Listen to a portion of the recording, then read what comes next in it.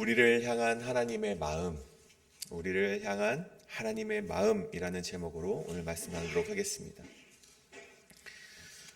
주일 우리가 목사님을 통하여서 귀한 말씀을 나누길 금송아지를 그런 우상을 만들어서 또 그 앞에서 뛰어다니는 목이 곧은 이스라엘에게 하나님은 진노하셨고 그들을 멸하시려 하셨다는 소식을 들었습니다.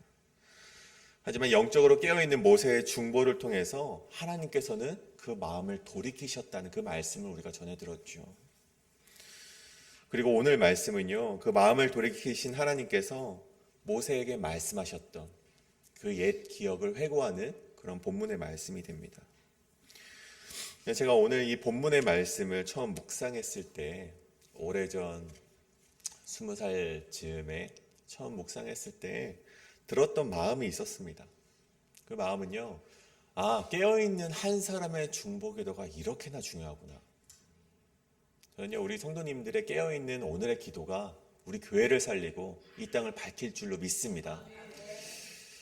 그런데 제가 한편으로는요, 또 이런 마음이 들기도 했습니다. 하나님께서는 왜 이렇게 마음을 확 바꾸시는 것일까? 이스라엘 백성을 택하여서 구원을 시키셨으면 끝까지 그들이 죄를 지어도 그냥 용서해 주시고 가면 좋을 텐데 멸하시겠다 하는 모습도 보이시고 또 모세의 한마디에, 모세의 중보 한마디에 또 그래 내가 용서해 줄게 라고 획획 바꾸시는 모습을 보면서 아니 하나님이라면은 좀 마음을 이렇게 주관을 가지고 지키셔야 되는 것이 아닌가 라는 그런 묵상을 했던 적이 있습니다.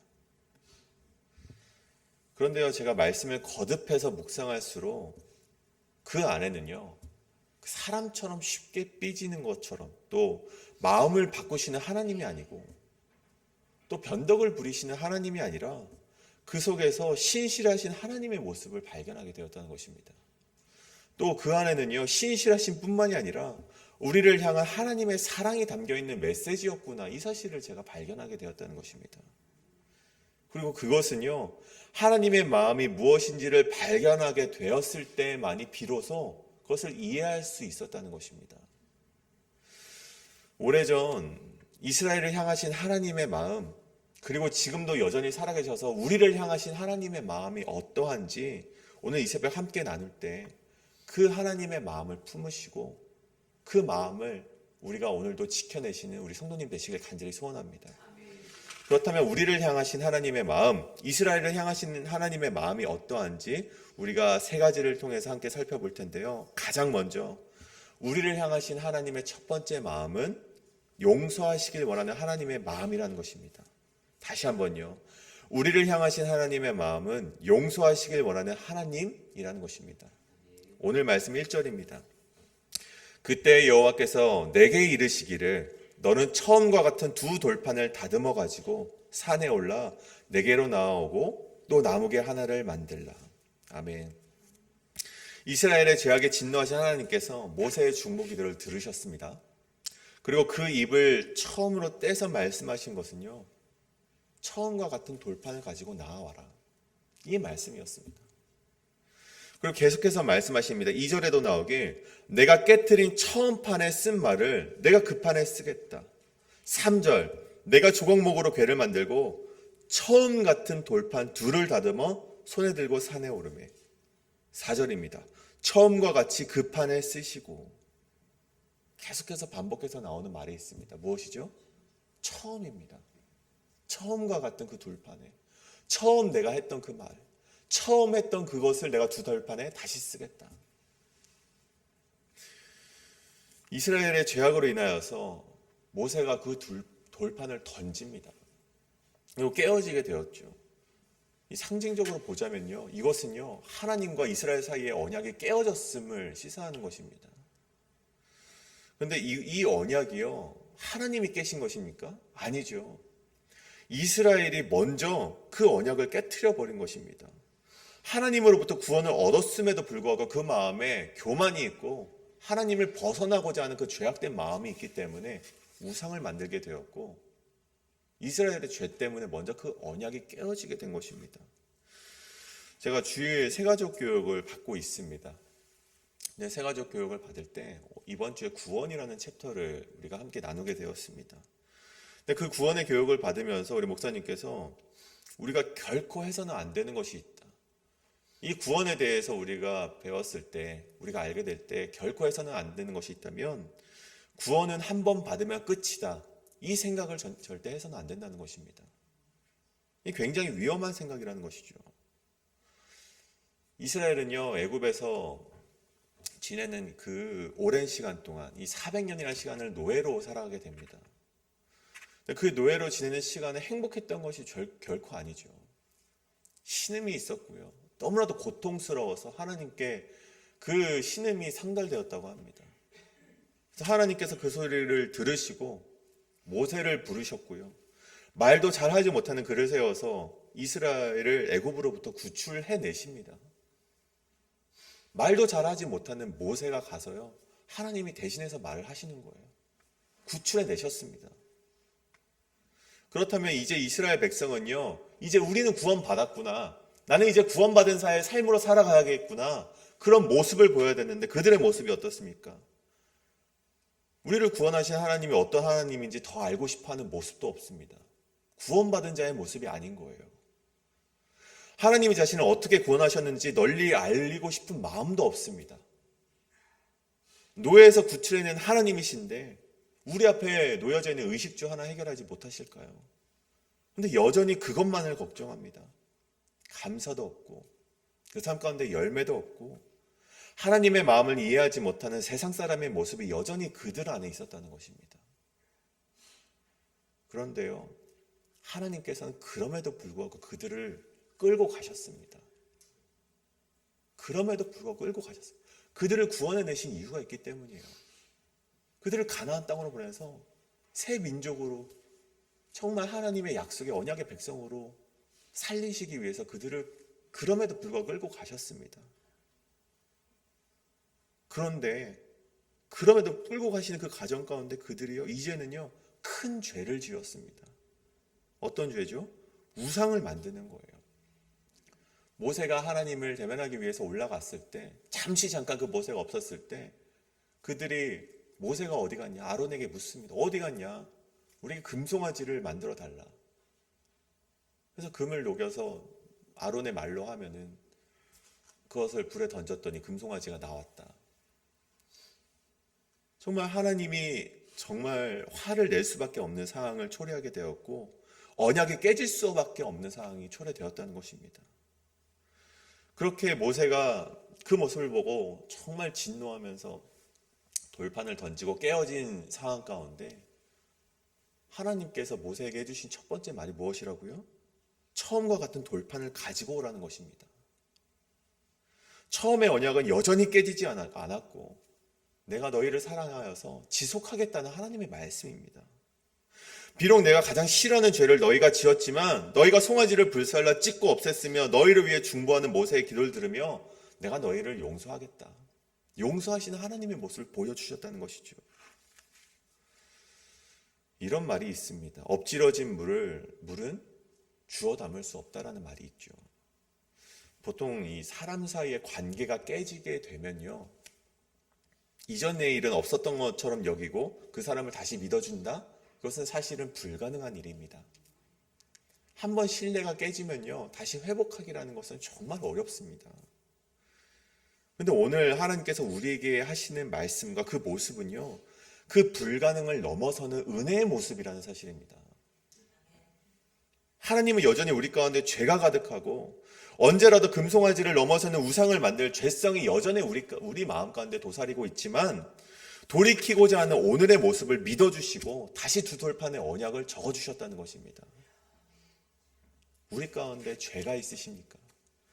오늘 새벽 기도하시는 가운데 돌이키시는 은혜가 있길 간절히 소원합니다. 그런데 더욱 중요한 것은요, 우리의 죄를 깨닫지 못하는 자들이 있다는 것입니다. 죄가 있지만 죄를 깨닫지 못하는 자들이 있습니다. 그때 우리를 향해서 소리치는 모세와 같은 존재가 분명히 있을 텐데 그 가운데 그 소리를 들으시고 돌이키시는 성도님 되시길 간절히 소원합니다. 그때 하나님은요, 이전에 우리가 지었던 죄를요, 없다라고 말씀하신다고 합니다. 우리의 죄가 완전히 없어져야만 하나님께서 우리를 인정해 주시는 것이 아니라 여전히 죄가 있지만 돌이키고자 하는 자에게 하나님은 죄가 없다라고 이신칭의 우리 그 믿음이 있지 않습니까? 하나님께서 없다라고 여겨주신다는 것입니다. 이것이 첫 번째, 우리를 향하신 하나님의 마음, 용서하시길 원하는 하나님, 그 말씀입니다. 두 번째로 우리를 향하신 하나님의 마음은 기회를 주시기 원하는 하나님. 다시 한번, 우리를 향하신 하나님의 마음은요, 기회를 주시기 원하는 하나님이라는 것입니다. 8절의 말씀입니다.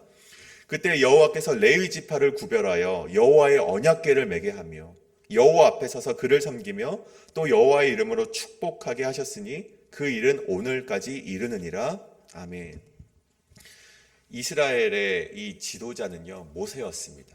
근데 그와 못지않게 중요한 역할을 감당하고 있었던 그 대제사장은요, 아론이었습니다. 근데 아론은요, 제가 앞서 말씀드렸듯이 이 금송아지를 만드는 일에 주도적인 역할을 했던 자였습니다. 우상을 향한 하나님의 진노가 누구에게 가장 먼저 임해야 되는가를 누군가가 따져 물은다면 이 아론이 그 책임에서 피할 수 없었다는 것이죠. 출애굽기 32장의 말씀에 이런 말씀이 있습니다. 모세가 아론에게 물어요. 모세가 아론에게 이르되 이 백성이 당신에게 어떻게 하였기에 당신이 그들을 큰 죄에 빠지게 하였느냐. 아론이 말합니다. 우리를 위하여 우리를 인도할 신을 만들라. 이 모세 곧 우리를 애굽 땅에서 인도하여 낸 사람은 어찌 되었는지 알 수 없노라 하기에 내가 금이 있는 자를 다 모으고 그것을 내게로 가져왔기로 불에 던졌더니 이 송아지가 나왔나이다. 이 얼마나 하나님 입장에서 보면 한탄스러운 일입니까? 민족의 지도자가요, 분별하지 않으면요, 그 백성 모두를 사망의 길로 인도한다는 것입니다. 그래서 지도자는 사람의 말에서 흔들려서는 안 되고요, 하나님과 깨어있는 관계를 유지해야 된다는 것입니다. 이게 오늘 기도하실 때 우리 목사님과 우리 목회자, 교역자를 위해서 기도해 주시길 간절히 소원합니다. 여기 말한 큰 죄는요, 하타 게돌라라고 되어 있는데요, 이 하타 죄는 관역을 벗어났다라는 뜻을 가집니다.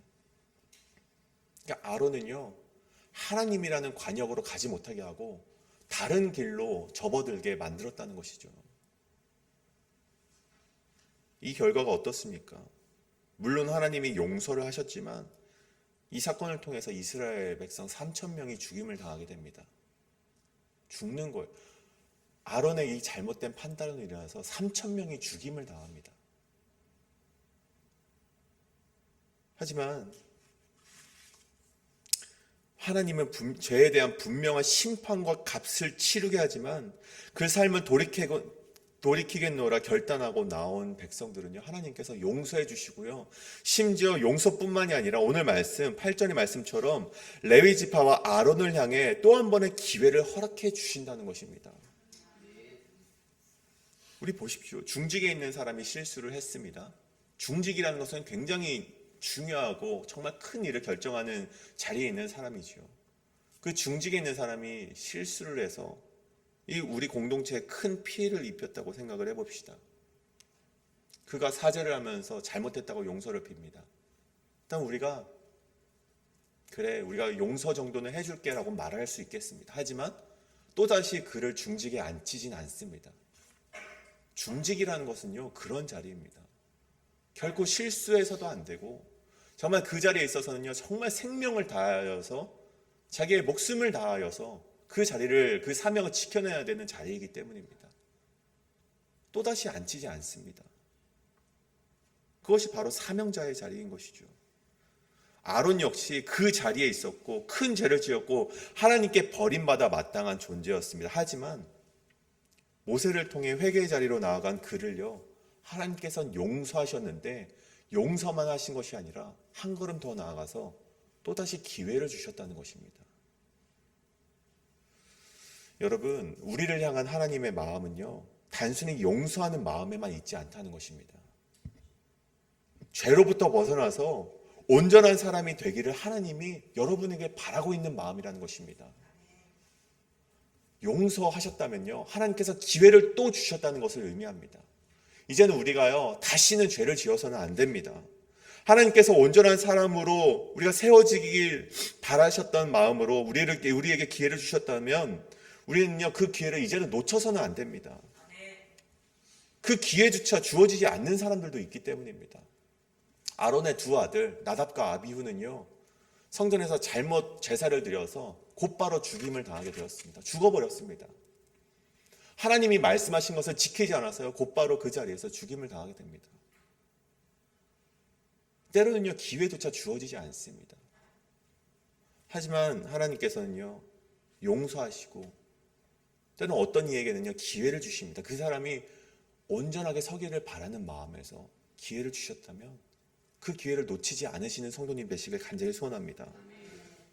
마지막으로 우리를 향한 하나님의 마음이 있습니다. 그 마음은 바로 사랑의 마음입니다. 15절 말씀, 여호와께서 오직 내 조상들을 기뻐하시고 그들을 사랑하사 그들의 후손인 너희를 만민 중에 택하셨음이 오늘과 같으니라. 아멘.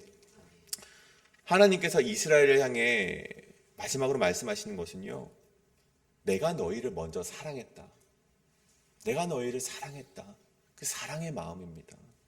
그리고 13절에 보면요, 내가 오늘 내 행복을 위하여 내게 명하는 여호와의 명령과 규례를 지킬 것이 아니냐. 아멘.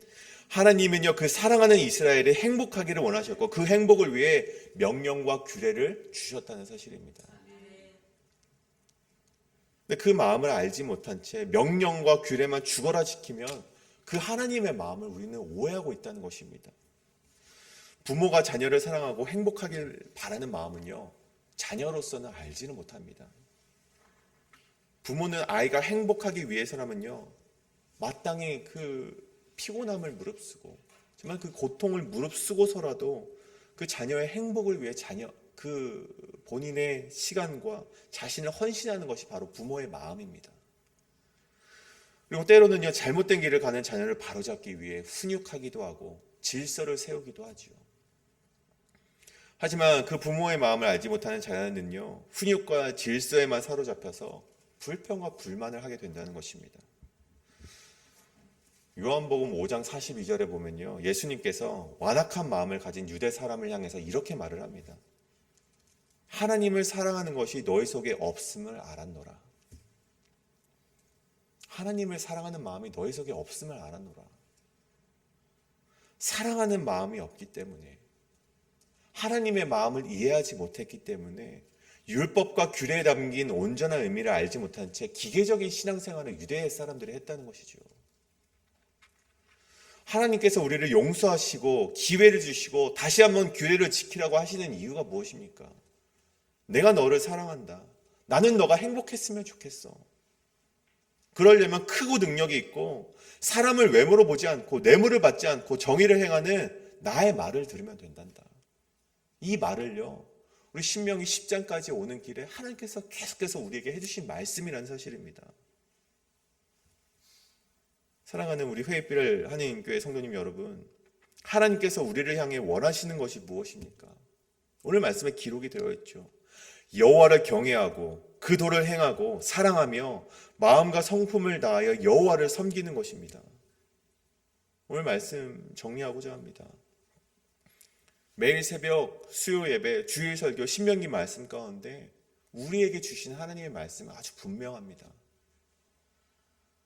하나님께서 우리를 먼저 사랑하셨으니 우리도 그 마음을 다해서 하나님을 사랑하라는 말씀입니다. 그 사랑하는 말씀의 표현이 무엇입니까? 명령과 규례를 지키는 것입니다. 예수님께서 이렇게 말씀하셨죠.